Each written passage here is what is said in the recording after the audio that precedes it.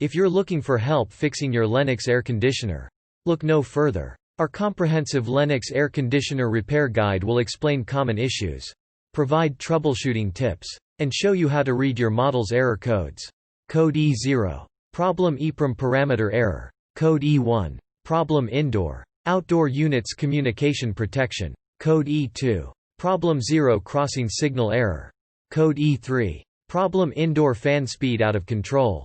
Code E5. Problem open or short circuit of outdoor temperature sensor or outdoor unit EEPROM parameter error. Code E6. Problem open or short circuit of room or evaporator temperature sensor. Code E7. Problem outdoor fan speed out of control. Code P0. Problem IBM malfunction or IGBT over strong current protection. Code P1. Problem over voltage or too low voltage protection. Code P2. Problem temperature protection of compressor top. Code P4. Problem inverter compressor drive error.